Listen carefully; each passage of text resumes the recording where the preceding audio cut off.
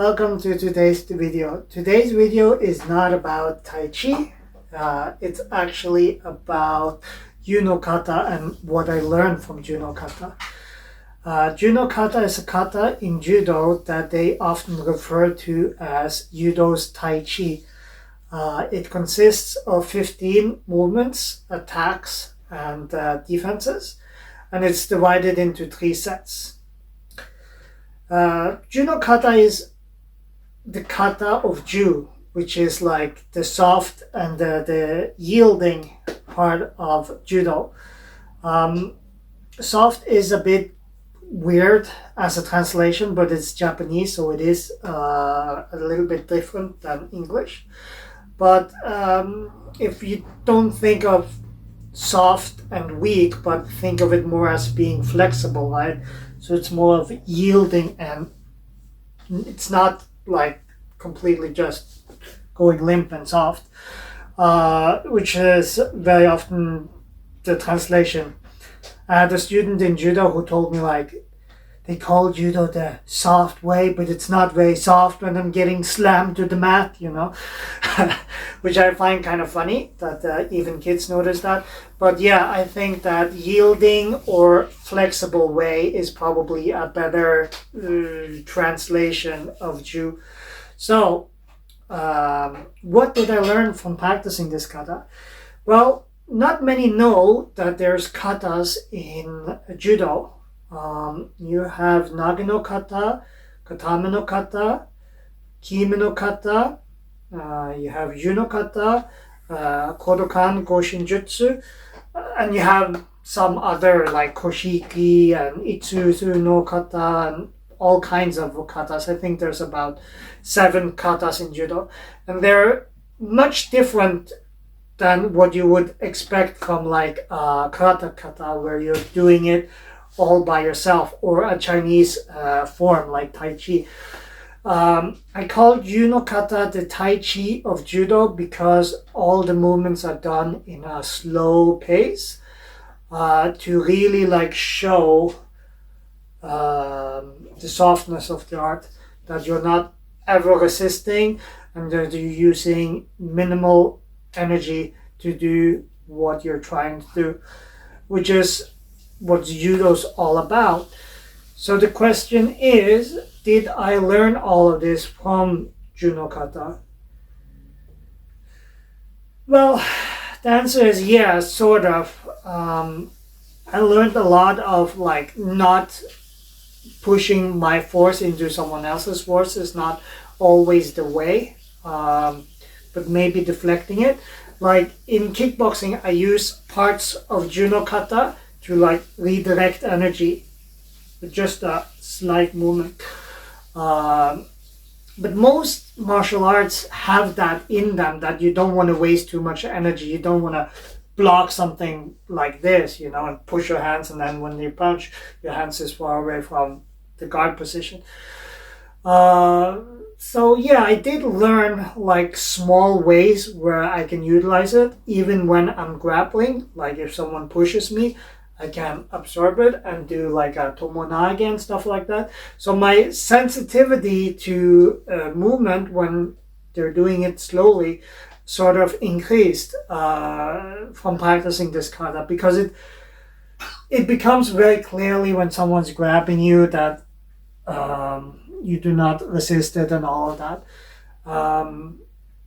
Other than that, yeah, it's sort of a weird one, It looks really, really strange, and when you look at it, it's sort of like, what the flip is this? And I should mention a little bit what Kata is not, It's not a let's prepare for a tournament kata, Like you wouldn't practice Kata to get ready for like a fight in Judo or any other sort of martial arts. It's more like exploring the essence of the kata, if you like, right? So it's not like very, very martial. It's more like it has martial roots and martial applications, but it's not meant to be very, very martial. A lot of them have like stretching exercises and all of that. So this is a kata that's good for older people too, and it's one of those kata that's kind of cool because you can probably still do a lot of these moves as you get older, kind of like with Tai Chi. So without any further ado, let's get into the kata. Okay, so the first thing I should say is that this kata is going to be a little bit weird. There's not many like it, but katas in judo is always done in pairs like this. So here we go. This is Yuno kata. The first technique is called suki dashi. So he deflects. I'm in the position and he stretches my back a bit. We turn around. I stretch this. This is more of a stretching kind of thing. There's not much martial applications here. Stretches. This one, however, he presses the hand down and uses the arm as leverage to break my balance. That is a kind of an interesting one because there are applications of this. This is kata ushi, which is the shoulder push. I push his shoulder. I try to strike him, he takes my fingers, and he bends me backwards. And again, it's a little bit more of the stretch. It's not so much of the practical applications. It's more of how to break someone's balance softly. This one is called Ryu Tedori, which is 2 hands hold. This one is very, very traditional. And you use it a lot it's a soto makikomi, basically. You use it in competitions. This is kata mawashi, shoulder turn. And this is a seiryoku. So as you can see, we're doing it really, really slow, so you really get a sense of feeling for the movements. He steps forward. Next is called agoroshi. It's the jaw push. I'm going to push his jaw. And again, this is the same as before, but he presses the hands down the shoulder. It's more of a demonstration of but where the balance breaks, because you don't have 3 legs. This one is in the second set. So these were the first set, and this is the second one. This is kiryoroshi, the downward cut, which is very often done with a sword, but now it's done with the hand. Take it on. Again, presses me down so that I lose my balance. Also stretches my arm a bit. Next one up is naname uchi. No, ryu kata ushi, I'm sorry. 2 shoulder push. This one is very, very strange. I think he spins around. He's supposed to go all the way down, and then he runs. It's a little bit theatrical if you ask me, but the final move here is a move that I could have used in real life. So the ending is kind of realistic. You step behind and then you push on the top, and it breaks your opponent's balance. Good if someone got you in a headlock.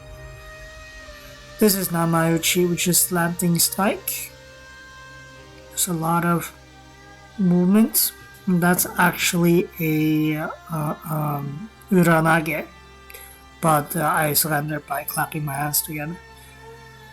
Kata tedori, 1 hand hold, finishes off with an entrance to an ukigoshi.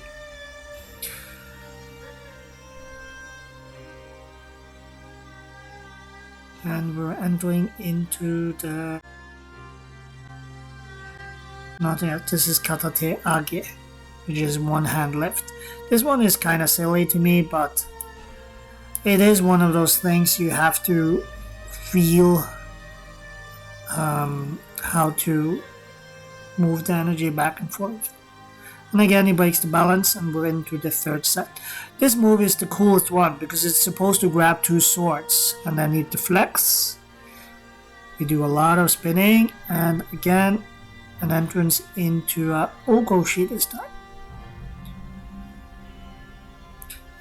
Next is Munooshi, which is one of my favorite ones because this really shows the deflecting really, really well. no wasted energy. Goes directly for the throw, which is a Usu to a Toshi, I think, if I'm not mistaken. This is Sukiyage. It is just an uppercut. Again, nobody defends against an uppercut like this, but there's a lock here at the end, which is very practical. Next one gonna be Uchiyoshi. This one is kind of interesting because in the book it says you're scattering all the energy of the universe and point them into your hand, and then you try to strike him like that. Again, it's a little bit of theater, I guess, but it is what it is. This one's nasty. It's a choke and an armbar at the same time. Next is Ryugan Suki, strike to both eyes. I'm actually trying to hit his eyes. He deflects. Yeah. And then we deflect, and then here's another entrance into another throw. Yeah, so as you can see, there's a lot of weird stuff going on in the kata, which is not like super practical and all of that, but all of these movements are good for sensitivity.